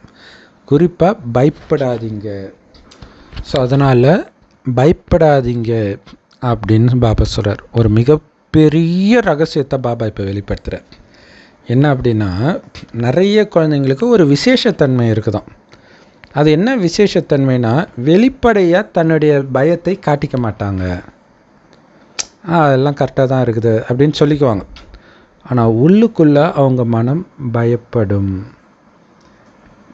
வெளியில் சொல்லும் பொழுது ஒன்றும் எல்லாம் கரெக்டாக தான் இருக்குது, இதெல்லாம் எப்பயும் நடக்கிறது தான் அப்படின்னு சொல்லுவாங்க. ஆனால் உள்ளுக்குள்ளே அதோடைய பாதிப்பு இருக்கும். ஸோ நிறைய பேனிக் அட்டாக் எல்லாமே பார்த்திங்கன்னா இதனால் வர்றது தான். அதனால தான் பாப்தாதா முன்கூட்டியே சொல்கிறார், உங்களை பயமுறுத்துறதுக்காக விஷயங்கள் உங்கள் முன்னாடி வரும். ஆனால் நீங்கள் பயப்படக்கூடாது. எப்படி சொல்கிறாருப்பாங்க, அது அது அது ஜெயிக்கிறதுக்கான வழின்னா நீங்கள் பயப்படாமல் கம்முன்னு இருங்க, கம்முன்னு சிரிச்சிட்டு இருங்க. உங்களை பயமுறுத்துறது தான் அதோடைய லட்சியம். ஆனால் நீங்கள் பயப்படாதீங்க. பயந்தால் நீங்கள் தோத்துட்டீங்க. இன்னொன்று சொல்கிறார், எதிரி வரும்போது ஆயுதத்தை கீழே போடலாமா? இங்கே உங்களுக்கு ஆயுதமே ஞானம் தானே, சக்தி தானே, ஏன் அதை கீழே போடுறீங்க? ஆனால் பயம் வந்துடுச்சுன்னா நீங்கள் என்ன பண்ணுறீங்க? ஆயுதத்தை கீழே போட்டுறீங்க. எது வச்சுருந்தாலும் அவ்வளோதான். அதுக்கப்புறம் எங்கள் பாபா பற்றி நினைக்கிறது, அந்த பிரச்சனை பற்றி நினைக்கிறீங்க. இப்போ பாபாவை பற்றி, பாபா சொன்னதை பற்றி, பாபா கூப்பிட்டு போக வந்திருக்கிறாரு, இந்த மாதிரி கடைசியில் தர்மராஜ்கிட்ட வந்து காப்பாற்றுறதுக்காக தான் இது வருது, எல்லாம் மறந்து போயிடுது. பிரச்சனையை பற்றி சிந்திக்க ஆரம்பிச்சிடுறீங்க. அதான் பாபா சொல்கிறாரு, எப்போ உங்கள் மனம் பயப்படுதோ அப்போ உங்களுடைய ஆயுதங்கள், சக்திகள் எல்லாம் கீழே விழுந்துடுது, எல்லாம் உள்ளடங்கி போயிடுது, வெளிப்பட மாட்டேங்குது. அதனால தான் பாபா சொல்கிறார், பயப்படாதீங்க, என்ன ஆனாலும் பயப்படாதீங்க. ஆக்சுவலாக இப்போ இந்த வெள்ளம்லாம் வரும்போது காப்பாற்றும்போது கூட பார்த்திங்கன்னா அதை தான் சொல்லுவாங்க. இப்போ மிலிட்ரியில் ஏதோ ஒரு இடத்துல தண்ணி சுற்றி இருக்குது, ஒரு தாயை வந்து குழந்தையோட காப்பாற்றுறாங்கன்னு நினைக்கிறேன், அல்லது கர்ப்பிணி பெண்ணுன்னு நினைக்கிறேன். அப்போ மிலிட்ரிக்காரங்க கீழே ரோப்பில் இறங்கி வந்து பயப்படாதீங்கன்னு அந்த பொண்ணுக்கு தைரியத்தை கொடுத்துட்டு அதில் உட்கார வச்சு அனுப்புகிறாங்க. ஏன்னா அங்கே உட்கார வைக்கிறத விட தைரியம் முக்கியமானதாக இருக்குது. ஏன்னா அந்த பயத்திலே இறந்துடுவாங்க, அப்படியே அந்த இடத்துல தொங்கிட்டு போகிறது கீழே பார்த்தா எப்படி இருக்கும். ஸோ அந்த தைரியத்தை கொடுக்கறது. அதே மாதிரி ஒரு பையன் வீட்டில் சென்னையில் வெள்ளம் வரும்போது, ஃபேன் வரைக்கும் வெள்ளம் வரும்போது அம்மாவும் பையனும் மாட்டி இருந்தாங்க. அப்போ அந்த பையன்கிட்ட வந்து, தம்பி ஒன்றும் இல்லை, பயப்படாத பயப்படாதன்னு சொல்லிக்கிட்டே அவர் கூப்பிட்டுட்டு வர்றார் இல்லையா. அந்த பயத்திலே ஏதாவது ஆகிடும். ஸோ அது ரொம்ப ரொம்ப முக்கியமானதாக இருக்குது. அதே மாதிரி டாக்டர்ஸ்லாம் கூட போனோடனே இது ஒன்றும் பிரச்சனை இல்லை, இதில் ஒன்றும் பயப்படுறதுக்கு இல்லைன்னு சொல்லுவாங்க. ஆனால் அதை புரிஞ்சிக்காமல் நிறைய பேர் ஏதோ ஒரு காரணத்தினால இறந்துட்டாங்கன்னா, இவர் தான் சொன்னார் ஒன்றும் இல்லைன்ட்டு பாவம் அவங்க மேலே கேஸ் போட்டுட்ருக்குறாங்க. ஏன்னா அந்த நம்பிக்கை கொடுக்க வேண்டியது ரொம்ப முக்கியம். அதுதான் பாபா சொல்கிறாரு, எந்த காரணத்தை கொண்டும் பயப்படாதீங்க. ஏன் பயப்படாதீங்கன்னு நான் சொல்கிறேன்னா, உங்களுக்கு ஆல்ரெடி இது வரும்னு தெரியும்ல, ஏன் பயப்படுறீங்கன்றார். எவ்வளோ சூப்பர் இல்லையா? ஆல்ரெடி தெரியும்ல, ஏன் பயப்படுறீங்கன்றார். இது வந்து இப்போ சமீபமாக வந்து சென்னை போன்ற நகரங்களில் வந்து ஃபேஷனாக அந்த 5D 7Dன்ட்டு ஏதோ ஒன்று கண்ணில் வெர்ச்சுவல் ரியாலிட்டின்னு நினைக்கிறோம், கண்ணில் ஒரு பைனாக்குலர் மாதிரி மாட்டிக்கிறாங்க. அது வந்து நிஜத்திலே அங்கே இருக்கிற மாதிரி இருக்கும் போல இருக்குது. ஒரு பேய் துரத்திட்டு வர மாதிரி இருக்கும். அந்த குழந்தைங்கெல்லாம் அதை மாட்டிக்கிட்டு அழுகுறாங்க, ஐயோ விட்டுருங்க விட்டுருங்கன்ட்டு. பெரியவங்களுமே கூட கத்துறாங்க. அப்போ உங்களுக்கு ஆல்ரெடி தெரியும் இது வரும், இது என்னன்னு பார்க்குறதுக்கு தான் வந்திருக்கிறீங்க, எதுக்கு பயப்படுறீங்க? அதே மாதிரி தான் இங்கேயும். அது வெறும் படம் தான், ஒன்றும் கிடையாது. இங்கேயும் அப்படி தான், ஒன்றும் கிடையாது, ஏன் பயப்படுறீங்க? இப்படி வரும், அது செத்துப்போன புலின்னு பாபா சொல்கிறாருல்ல, முன்கூட்டியே சொல்கிறாருல்ல, தினம் தினம் சொல்கிறாருல்ல, அப்போ ஏன் பயப்படுறீங்க? அதுக்கு தான் நீங்கள் திரிகாலதரிசி ஆகுங்கள். அது வரும், நீங்கள் என்ன பண்ணணும்னு சொல்லிட்டார். ஒன்றும் பண்ணாமல் கம்முன்னு இருங்க, பயமற்றவராக இருங்க, அவ்வளோதான். அது பாட்டுக்கு போயிடும்ன்ற. இது என்ன மாதிரி விஷயம் இல்லையா? சூப்பரான விஷயம். இப்போ ஒரு அந்த பாம்பை தொட்டு பார்க்கணும், புலியை தொட்டு பார்க்கணுன்னு சில ஜூ வெளிநாட்டுகள்லாம் போகும்போது அது ஒன்றும் பண்ணாதுங்க, நீங்கள் தொடுங்கன்னு ஃபஸ்ட்டு அந்த தைரியத்தை கொடுப்பாங்க. அதை கண்ட பயமாக தான் இருக்கும், ஆனால் ஒன்றும் பண்ணாதுன்னு அவங்க கொடுக்குற தைரியத்தில் தான் நம்ம தொடுவோம். அதேமாதிரி யானைக்கிட்ட ஆசீர்வாதம் வாங்குவாங்களே, அதுவுமே அப்படி தான். ஆனால் அதெல்லாம் கூட சில சமயம் வேலை காட்டிடும். ஆனால் மாயை உண்மையிலே எதுவும் பண்ணாதுன்றார். சொல்கிறது கடவுள், ஆனால் நீங்கள் பயப்படுறீங்க. அப்போ இந்த ஞானத்தை உங்ககிட்ட கொடுத்து என்ன பிரயோஜனன்றார்.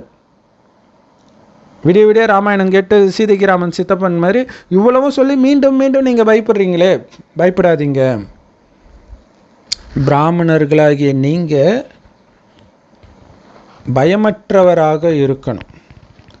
ஆனால் இதை தப்பாக புரிஞ்சிக்க கூடாது.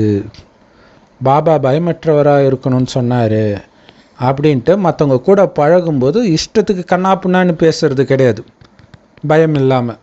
அந்த அர்த்தத்தில் சொல்லலை. மாயா கிட்ட தான் பயம் இல்லாமல் இருக்க சொன்னார் இல்லையா? மனிதர்கள்கிட்ட மரியாதையோட பணிவு தான் பாதுகாப்பு கவசம். மாயை கண்டு பயப்படாதீங்க அப்படின்னு சொல்கிறார். அப்படின்னா என்ன அர்த்தம்? மற்றவங்க திட்டுனா நீங்கள் பயப்படாதீங்கன்னு சொல்கிறார். நீங்கள் பயம் இல்லாமல் திட்டுங்கன்னு சொல்லலை, அதை புரிஞ்சுக்கணும் இல்லையா? மற்றவங்க திட்டினா அது மாயை உங்களுக்கு. நீங்கள் திட்டினீங்கன்னா நீங்கள் மாயில் விழுந்துட்டீங்கன்னு அர்த்தம், புரிஞ்சுக்கணும். ஸோ அதனால் உங்களுடைய உறவு தொடர்புகளில் ரொம்ப ரொம்ப அன்பானவர்களாகவும் ரொம்ப ரொம்ப பணிவானவர்களாகவும் இருக்கணும். இது பைபிள் பழைய ஏற்பாட்டில் வந்து நிறைய லைன் படிக்கும்போதே நமக்கு தெரியும், அது ரொம்ப பணிவாக பேசுறது தெரியும். என் ஆண்டவரே, என்னை மன்னியும், இந்த மாதிரியே வரும் அந்த வார்த்தைகள் ஃபுல்லாகவே. சதான் சொல்கிறார், உறவுகளில் அவ்வளவு பணிவு இருக்கணும். மற்றவங்க எப்படி வேணாலும் இருக்கட்டும், ஆனாலும் அவங்களுக்கு உங்களுடைய இதயத்திலிருந்து அன்பை கொடுங்க. வெளிப்பகட்டில் உள்ளபூர்வமான அன்பை கொடுங்க. இல்லை, அது அவங்களுடைய நடிப்பு, அவ்வளோதான். பாம்பு பிடிக்கிறவங்கள பாம்பு எப்படியெல்லாம் கொத்தும் தெரியுமா? அது அவங்களுக்கு தெரியும், ஆனாலும் அதை அவ்வளோ அன்பாக பிடிப்பாங்க. இல்லை, என்னையா கொத்த வரன்ட்டு அதை போட்டு அடிக்க மாட்டாங்க. அதேமாதிரி மதம் பிடிச்ச யானையை பிடிக்கிறவங்க எல்லாருமே, அது அவங்களுடைய நடிப்பு. ஆனால் நீங்கள் உள்ளபூர்வமான அன்பை கொடுங்க, சுப விருப்பத்தை கொடுங்க, அவங்களுக்காக கருணை கொடுங்கன்ற மிக மிக பணிவானவராகி அவங்கள உங்களுக்கு முன்னாடி வைங்கன்றார். அவங்கள உங்களை விட முன்னே போகிறதுக்கு உதவி பண்ணுங்கன்றார். இல்லையா? மம்மாவை ஒரு தூய்மையின் காரணமாக ஒரு சகோதரியுடைய கணவர் வந்து மம்மாவை ஒரு வழி பண்ணணுன்ட்டு வரார். யார் அவ மம்மா, யார் அவ மம்மான்னு கேட்டுக்கிட்டே மாடிக்கு வரார். மம்மா உட்காந்து யோகா பண்ணிகிட்ருக்குறாங்க சேரில். அவர் கதவை திறந்தோடனே அந்த சேரை விட்டு இறங்கி அவங்க கீழே உட்காந்துட்டு வா குழந்தைன்றாங்க. அவர் உடனே அம்மா அம்மா அம்மான்றார். எதனால் வந்துச்சு அந்த பணிவு? ஏன்னா இவங்க பணிவின் சொரூபமானாங்க, அது அங்கே தொத்திக்கிச்சு. இவங்க விதண்டாவாதம் பேசுனா அங்கே இன்னும் மிருக குணம் அதிகமாகிடும். அதுதான் பாபா சொல்கிறார். இது ராமாயணத்தில் அடிக்கடி நீங்கள் இதை பார்க்கலாம். இல்லை, எவன்டா சிவதனுசை உடைச்சது அப்படின்னு ராமர்கிட்ட வந்து பரசுராம் கேட்பார். அப்போ வந்து ராமர், அந்த பிழையை செய்தவன் அடியேன் தான், நான் வந்து பேரில் மட்டும்தான் ராமர், ஆனால் குணத்திலும் ராமராக நீங்கள் தான் இருக்கிறீங்க அப்படின்னு அவ்வளவு புகழ்வர் பரசுராமனை ராமர். உடனே அப்படியே பரசுராமன் வந்து உருகிடுவார். ஸோ அதுதான் இல்லையா, அன்புக்கும் புகழ்ச்சிக்கும் மயங்காதவங்க யாருமே கிடையாது. இல்லையா? காசா பணமா மற்றவர்கள் மேலே புகழ் மாலை போடுங்கன்றார். புகழ் மாலையில் மாறாதவங்க யாருமே கிடையாது. உங்களை எந்த அளவுக்கு மட்டம் தட்டுறாங்களோ அந்த அளவுக்கு நீங்கள் புகழ்ந்துக்கிட்டே இருங்கன்றார். மட்டம் தட்டுறதுல அவன் சலிக்கலைன்னா புகழறதுல நீங்கள் சலிக்காதீங்கன்றார். உங்களை எந்த அளவுக்கு தாழ்த்திக்க முடியுமோ தாழ்த்திக்கிட்டு மற்றவர்களை முன்னுக்கு வைங்க. இதுக்கு பேரு தான் நெகட்டிவான காரணத்திற்கு பாசிட்டிவான சொல்யூஷன் சொல்கிறது. இல்லையா? நெகட்டிவான காரணத்திற்கு பாசிட்டிவான தீர்வு தான் பாபா சொல்கிறார். இல்லையா? கல் எறிந்தால் நீங்கள் மலர் மாலை போடுங்கள்னுவர்.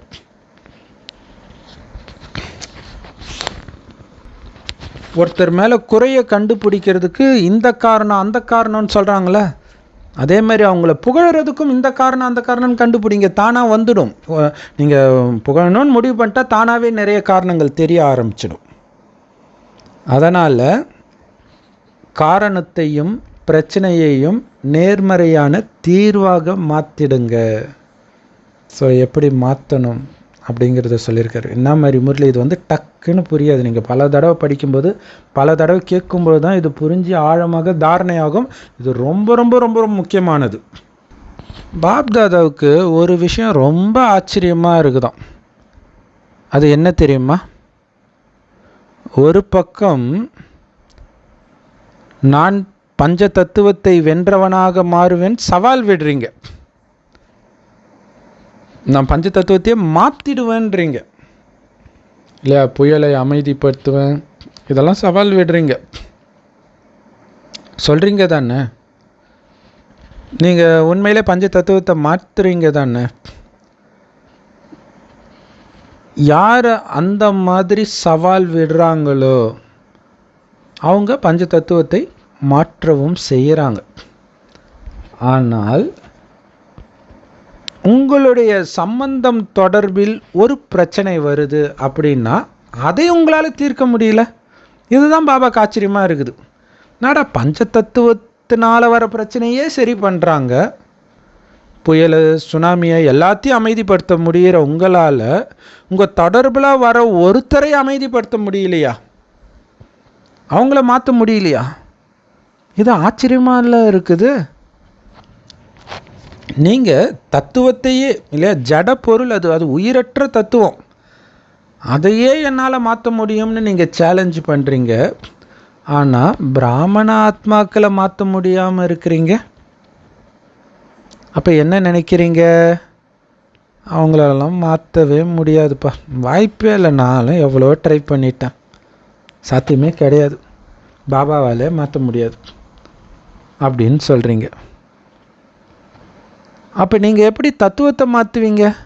பஞ்ச தத்துவத்தை எப்படி மாற்றுவீங்க? அறிவுள்ள மனிதன் பாபா ஞானத்தை எடுக்கிற பிரம்மகுமாரியே உங்களால் மாற்ற முடியலன்னா எந்த அறிவும் இல்லாத அந்த ஜடத்தை, அந்த பஞ்ச தத்துவத்தை எப்படி நீங்கள் மாற்றுவீங்கன்னு கேட்குறேன். ஏன்னா இங்கே என்ன? சுயமாற்றமே உலக மாற்றம். உங்களை மாற்றுவதன் மூலம் மற்றவர்களை நீங்கள் மாற்றணும். அதை தான் இது வரைக்கும் சொன்னது இல்லையா? நீங்கள் அந்த அளவுக்கு பணிஞ்சு போகும்போது தானாகவே அவங்களுக்குள்ள பணிவு வருவதை நீங்கள் பார்ப்பீர்கள். உங்களுக்குள் அகங்காரம் வரும்போது அது மாதிரி பல மடங்கு அகங்காரம் அவங்களுக்குள் அதிகரிப்பதை நீங்கள் பார்ப்பீர்கள். இதுதான் மிகப்பெரிய ரகசியம். அதுதான் பாபா சொல்வார், நான் மாறுவதை பார்த்து மற்றவர்கள் மாற வேண்டும்னு லட்சியம் வைங்க. நான் சொல்கிறத பார்த்து பாபா என்ன சொன்னார், இதான் ஸ்ரீமத்தா அப்படின்னு கேட்டால் யாரும் மாற மாட்டாங்க. எங்களுக்கு அது தெரியும், நீ உன்னை பாரு, அது கூட ஸ்ரீமத்து தானே, நீ உன்னை மட்டும் பாருன்ட்டு போயிடுவாங்க. நான் எப்படி நடந்துக்கிறேனோ அதை பார்த்து மற்றவர்கள் மாறணும். அதுதான் பாபா சார், உங்களை மாற்றிக்கொண்டீர்கள் என்றால் அதன் மூலமாக மற்றவர்களை நீங்கள் மாற்றுவீர்கள். ஒருவேளை அந்த மனிதன் தப்பாக இருக்கட்டும்ப்பா, 100% அவன் பண்ணுறது தப்பாகவே இருக்கட்டும்.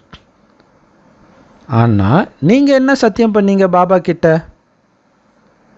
சுயமாற்றத்தின் மூலம் உலகத்தை மாற்றுவேன் தான் நீங்கள் சத்தியம் பண்ணியிருக்கிறீங்க. டைரெக்டாக உலகத்தை மாற்றுவேன்னு சத்தியம் பண்ணலை. சத்தியம் பண்ணீங்க ஞாபகம் இருக்குதா, இல்லை அது மறந்துட்டீங்களா? எல்லாரும் ஆமாம் பாபான்னு சொல்கிறீங்க. அதனால் சூழ்நிலை எப்படி வேண்டுமானாலும் இருக்கட்டும்.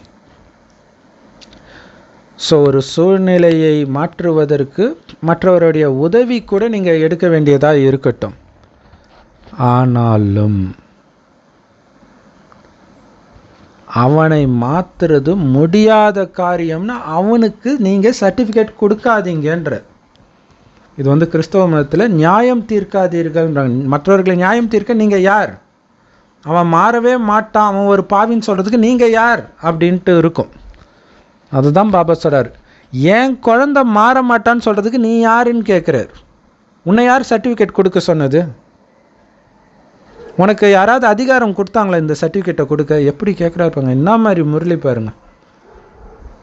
அதனால் ஒரு விஷயம்லாம் நடக்க வாய்ப்பே கிடையாதுன்னு நினைக்கிறதே தப்புன்றார். உலகத்தையே சொர்க்கமாக்க போகிற குழந்தையுடைய வாயில் ஒரு மனுஷனை மாற்ற முடியாதுன்னு எப்படி சொல்லலான்றார். உன்னை யார் ஜட்ஜ் ஆக்குனா? ஜட்ஜி சேரில் உன்னை யார் உட்கார சொன்னா? அது மட்டும் இல்லை, சில சமயம் லாயர் ஆகிடுறீங்க, நீதிபதி ஆகிடுறீங்க, நிறைய சட்டத்தெல்லாம் சொல்கிறீங்க, வாதம் பண்ணுறீங்க. இது இப்படி கிடையாது, இது இப்படி தான், இப்படியெல்லாம் கிடையாது, அப்படி இப்படின்னு சொல்கிறீங்க. பாபா சொல்கிறார், நீ வாதாடுற நீதிபதியும் ஆக தேவையில்லை, ஜட்ஜும் ஆக தேவையில்லை. ஏன்னா உங்களுக்கு அந்த அதிகாரத்தை பாபா கொடுக்கலை. யார் கருவிகளாக இருக்கிறாங்களோ அவங்கக்கிட்ட இருந்து உதவி எடுத்துக்கோங்க. ஏன்னா கருவியாக இருக்கக்கூடிய அந்த நிமித்த ஆத்மாக்கள், உங்களுக்கு மேலே இருக்கக்கூடியவர்கள் கூட பாப்தாதாவுடைய ஆலோசனைப்படி தான் எல்லாத்தையும் பண்ணுவாங்களே தவிர அவங்களுடைய சொந்த புத்திப்படி அவங்க பண்ண மாட்டாங்க. அதனால் இந்த வருடம் எல்லாத்துக்கும் முற்றுப்புள்ளி வைங்க. அதாவது உங்கள் மனதில் உள்ள அனைத்தையும் மாற்றுங்கள் இல்லையா? பாபா வெளியில் எதையும் மாற்ற சொல்லலை. இதுதான் முக்கியமானது. நம்மை நாம் மாற்றிக்கிறதுக்கு தான் நம்ம பாபா குழந்தை ஆகி இருக்கிறோம், மற்றவர்களை அல்ல. அதனால் அந்த மாதிரி மற்றவர்களை மாற்றுற விஷயம், மற்றவர்கள் மாறவே மாட்டாங்கன்னு நினைக்கிற விஷயம், அவங்கள பற்றி நெகட்டிவான எண்ணங்களை உருவாக்குற விஷயம் எல்லாத்திலிருந்தும் விடுபடுங்க. அப்படி ஏதாவது உங்களால் தாங்கிக்க முடியல அப்படின்னா உங்களுடைய சீனியர்கிட்ட சொல்லிவிடுங்க. அதோட உங்கள் பொறுப்பு முடிஞ்சிச்சுன்றார். இனி சீனியராச்சும் அவங்களாச்சும் முடிஞ்சு போச்சு, உங்கள் பொறுப்பு முடிஞ்சிச்சு. நீங்கள் போய் சண்டை போட்டுட்டு இருக்க தேவையில்லை. உங்களால் ஒரு விஷயத்தை மாற்ற முடியலை அப்படின்னா சீனியர்கிட்ட அந்த செய்தியை எடுத்துகிட்டு போக வேண்டியது உங்களுடைய கடமை. ஸோ உங்கள் கையில் சட்டத்தை எடுத்துக்காதீங்க. அப்போ தான் பாபா சொன்னாரே பரிசு, அதை அடைவதற்கு நீங்கள் தகுதி வாய்ந்தவர்கள். மாதிரி முரளி இல்லையா? ஸோ பாபா நிரந்தரமாக ஊக்க உற்சாகமாக குஷியாக இருக்கிறதுக்கு உங்களை ஞாபகப்படுத்துகிறார். மற்றவர்களின் ஊக்க உற்சாகத்தையும் அதிகரிக்கிறதுக்கு உங்களுக்கு ஞாபகப்படுத்துகிறார்.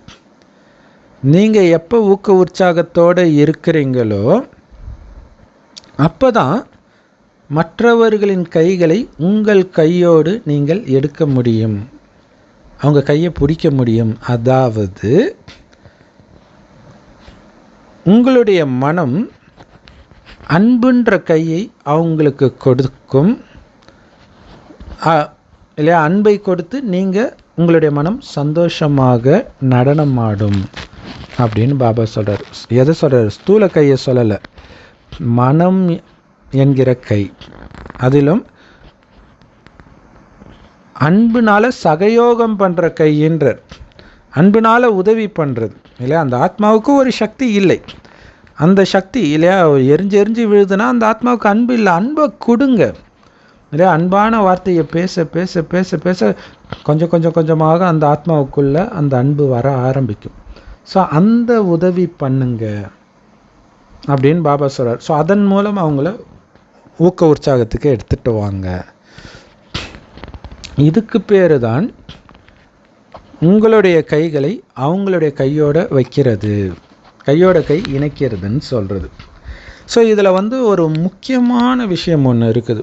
என்ன அப்படின்னா, இந்த மாதிரி சிலர் பண்ணுவாங்க. ஆனால் மற்றவர்களுக்கு அது எப்படி தெரியும்? என்ன இவங்க சிஸ்டருக்கு ஜால்ரா அடிக்கிறாங்க, சீனியர் பிரதருக்கு ஜால்ரா அடிக்கிறாங்க அப்படி தோணும் வெளியிலேருந்து பார்க்குறதுக்கு. ஆனால் அது அவங்க வழிப்படி போய் அவங்கள புகழ்ந்து கொஞ்சமாக அவங்களுடைய குணத்தை அவங்க மாற்றுறாங்க. உண்மையிலே நாமளும் அதை தான் பண்ணணும். ஆனால் அவங்க பண்ணுறது நமக்கு தப்பாக தெரிகிற காரணத்தினால அவங்க கூட இன்னொரு மாதாஜியோ பிரதரோ அவங்கள புகழ்ந்துட்டே இருக்கிறதுனால நம்ம என்ன முடிவுக்கு வந்துடும்னா அவங்க ஜால்ரா அடிக்கிறாங்க அப்படிங்கிற முடிவுக்கு வந்துடும். இதை லௌகீகத்துலையுமே பார்க்கலாம்.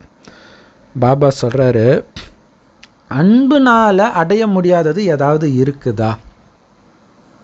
எப்படி கேட்குறாரு பாருங்க. திருக்குறளில் வரும் இல்லையா, அன்பிற்கும் உண்டோ அடைக்கும் தாழ்ன்ட்டு.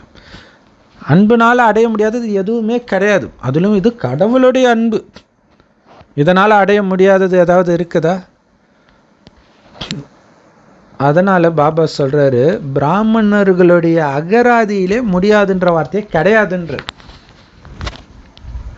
முடியாதுன்ற வார்த்தை என்னுடைய அகராதியிலே கிடையாதுன்ட்டு நெப்போலியன் சொன்னாருன்னுவாங்க இல்லையா? நெப்போலியனா ஹிட்லரோ சொன்னாருன்னுவாங்க. அது நெகட்டிவான அர்த்தத்தில். இங்கே பாசிட்டிவான அர்த்தத்தில் சொல்கிறார். மற்றவர்களை நல்லவர்களாக மாற்ற முடியாதுன்ற வார்த்தை அகராதியிலே பிராமணர்கள் டிக்ஷனரியிலே கிடையாதுன்ற. யார் அந்த அளவுக்கு ஊக்க உற்சாகத்தோடு இருக்கிறாங்களோ அவங்க ஒருபொழுதும் நம்பிக்கை இழந்தவர்களாக மனசுடைஞ்சு போகிறவங்களாக எந்த சூழ்நிலையிலும் ஆக மாட்டாங்கன்ற. ஊக்க உற்சாகத்துக்கு உரிய பவர் பாருங்க, அந்த சந்தோஷம். நான் ஊக்கம் உற்சாகம் நிரம்பிய குஷியாக இருக்கிற ஆத்மா அப்படிங்கிறது மைண்டுக்குள்ளே ஓடிக்கிட்டே இருக்கணும். நல்லது. பவர்ஃபுல்லான வரதானமும் கூட தூய்மையின் ராயல்ட்டியின் ஜொலிப்பின் மூலமாக உயர்ந்த வாழ்க்கையை வெளிப்படுத்தக்கூடிய அனைத்து விசேஷங்களினாலும் நிரம்பியவர் ஆகுங்கள். அதற்கு விளக்கம், பிராமண வாழ்க்கையுடைய விசேஷத்தன்மையே தூய்மையின் ராயல்ட்டி தான், தூய்மையின் ராயல் தன்மை தான். ஒரு ராஜ குடும்பத்தை சார்ந்தவர் அப்படின்னா அவங்களுடைய முகத்திலும் நடத்தையிலுமே அந்த ராஜ குலத்தை சார்ந்தவர்கள் அப்படின்னு சொல்லிட முடியும். இது நிறைய புராண கதைகள்லாம் கூட இருக்கும். லவகுச ராமருடைய மகன் காட்டில் இருக்கும்போது அவங்கள பார்க்கும்போதுல நீங்கள் ராஜகுலத்தை சார்ந்தவர் மாதிரியே இருக்கிறீங்களே அப்படின்னு அடிக்கடி சொல்லுவாங்க. ஏன்னா அவங்களுடைய நடத்தை, முகம் எல்லாம் அப்படி இருக்கும். அதே மாதிரி தான் நீங்கள் பிராமண வாழ்க்கை வாழுறீங்களா இல்லையா அப்படிங்கிறது உங்கள் முகத்தில் உள்ள தூய்மையின் ஜொலிப்பை வச்சு கண்டுபிடிச்சிடலாம். இல்லை நீங்கள் பேருக்கு பிரம்மகுமாரின்னு இருக்கிறீங்களா, இல்லை நிஜமாகவே நீங்கள் பிராமண வாழ்க்கையை தான் வாழறீங்களான்றது தூய்மையின் ஜொலிப்பு சொல்லுன்றார். ஸோ அந்த தூய்மையின் ஜொலிப்பு எப்போ உங்களுடைய முகத்திலும் நடத்தையிலும் தெரியும் அப்படின்னா, உங்களுடைய எண்ணத்தில் கூட எந்த விதமான அசுத்தமும் பேரளவில் கூட இல்லாமல் இருந்தால்தான் உங்கள் முகத்திலும் அந்த தூய்மையின் ஜொலிப்பு தெரியுன்றார். தூய்மைனா எவ்வளோ பெரிய விஷயம் பாருங்கள். வெறும் பிரம்மச்சரிய விரதம் மட்டும் தூய்மை கிடையாது. எந்த விதமான விகார அழுக்கும் அதன் பாதிப்பும் இல்லாமல் இருக்கிறது தான் தூய்மை. அப்போ தான் உங்களை அனைத்து விசேஷங்கள்னால நிரம்பிய பிராமண ஆத்மான்னு சொல்ல முடியும். ஸோ அப்போ நான் அப்படியே ஒரு தேவதையாக, ஒரு ஃபரிஸ்தாவாக மற்றவர்களுக்கு தெரியணும் அப்படிங்கிற பயிற்சி பண்ணிக்கிட்டு இருந்தாலே தானாகவே அசுத்தமான எண்ணங்கள் எல்லாம் உங்களை விட்டு போகும். அப்போ போக போக அந்த ஜொலிப்பு மற்றவர்களுக்கும் தெரிய ஆரம்பிக்கும். ஸோ அப்படி ஆகணும், அப்படி என்னை வெளிப்படுத்தணுன்றதே உங்களுடைய லட்சியமாக இருக்கணும். ஸ்லோகன்: யார் உள்நோக்கு முகமாகவே எப்பவும் இருக்கிறாங்களோ, தன்னை பற்றிய சிந்தனையிலே நான் முன்னேறிட்டு இருக்கிறேன்னா, இன்னும் எனக்கு அழுக்கு இருக்குதா, அழுக்கை எவ்வளோ நீக்க வேண்டியது இருக்குது, இதை பற்றிய சிந்தனையிலே யார் எப்பொழுதும் இருக்கிறாங்களோ அவங்க மட்டும்தான் எப்போவுமே சந்தோஷமாகவும் அனைத்து பிராப்திகளின் அதிகாரியாகவும் இருக்க முடியும். தன்னை பார்ப்பதற்கு பதில் மற்றவர்களை பார்த்தால் அவங்க எப்போவுமே சந்தோஷமாக இருக்க முடியாது. எந்த பிராப்தியின் அனுபவமும் அவங்களுக்கு ஆகாது. அவ்யக்த பயிற்சியில் பாபா சொல்கிறாரு, நம்ம ஸ்தூலமாக ட்ரெஸ்ஸு மாற்றுறோம்ல, ஒரு ட்ரெஸ்ஸை விட்டுட்டு இன்னொரு ட்ரெஸ்ஸை மாற்றுறோமே, அந்த மாதிரி சாக்கார ரூபத்தின் அனைத்து உணர்வையும் ஒரு வினாடியில் தியாகம் செஞ்சுட்டு சூக்ஷ்ம தேவதை, அதாவது ஃபரிஸ்தாவாக ஆகிடுங்கன்றார். அதாவது ஃபரிஸ்தாவின் ஆடையை ஒரு வினாடியில் போட்டுக்கோங்க. ஃபரிஸ்தா ஆடை என்னது? ஒளி உடல். ஸோ ஒரு செகண்டில் ஒளி உடலில் நான் இருக்கிறேன்ற உணர்வில் இருக்கிறது தான் ஒளி உடல் ஆடையை போட்டுக்கோங்க அப்படின்னு சொல்கிறது.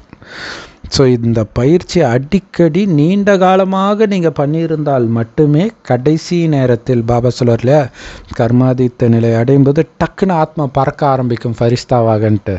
அப்படி நீங்கள் பறக்க முடியும். அப்போ தான் நீங்கள் பாஸ் ஆனீங்கன்னு அர்த்தம். இல்லாட்டினா மீண்டும் இங்கேயே ஜென்மம் எடுத்துடுவீங்க அல்லது பேயா அலைவீங்க. ஸோ அதுக்கு தான் எப்போவுமே நான் ஃபரிஸ்தாவாக அது இன்னும் கேட்டிங்கன்னா, பாபா வர்றதை நிறுத்தினதுக்கு அது ஒரு காரணம். எவ்வளோ நேரம் தான் மதுபனிலே போய் பார்த்துட்ருப்பீங்க. மேலே வாங்கன்னு பல தடவை சொல்லிட்டு போயிருக்கிறார். ஸோ மேலே போய் சந்திச்சுக்கிட்டே இருக்கணும் சூக்ஷ்ம லோகத்தில். ஸோ அப்போ சூக்ஷ்ம லோகத்துக்கு போனாலே என்ன அர்த்தம்? இங்கே இருக்கிற எல்லாத்தையும் மறந்து ஒளி உடலில் அங்கே தூய்மையின் அதிர்வலைகளை பரப்புறதுக்கு போகிறேன். என் சகோதர ஆத்மாக்களுக்கு தூய்மையின் சக்தியை கொடுத்து மேலே அழைச்சிட்டு வர்றதுக்காகத்தான் நான் அங்கே இருக்கிறேன். எனக்கு அப்பா, அம்மா, கணவன், மனைவி, குழந்தை எந்த உறவும் கிடையாது. ஆண் பெண் எந்த உடலும் கிடையாது. நானும் ஒளி, பாபாவும் ஒளி, ஒளி உடலில் இருக்கிறேன். இந்த ஒரு சிந்தனை மட்டும் இருக்கணும். ஸோ இந்த பயிற்சி நீங்கள் எந்த அளவுக்கு பக்காவாக பண்ணுறீங்களோ அந்த அளவுக்கு கடைசியில் டக்குன்னு உடலை விட்டு ஆத்மா கர்மாதித்த நிலையில் ஃபரிஸ்தாவாக பறக்கும், நினச்ச இடத்துக்கு பறக்கும். ஸோ பறந்து சேவை செய்வோம். ஸோ அதுக்கு இப்போ உடலில் இருந்துக்கிட்டே நம்ம புத்தினால் பறந்து ஃபரிஸ்தாவாக சேவை செய்யணும். ஓம் சாந்தி. செம பவர்ஃபுல் முரளி. பல தடவை இதை படிக்கும் பொழுது தான் இந்த முரளியில் சொல்லப்பட்ட எல்லா விஷயமும் தாரணை பண்ண முடியும். ஸோ இந்த வாரம் ஃபுல்லாகவே டெய்லியும் ஒரு தடவையாச்சும் திரும்ப இதை கேளுங்க, படிங்க. Om Shanti. Love you Bap Dada. Thank you Bap Dada. குஷியாக இருங்க, குளிர்ச்சியாக இருங்க.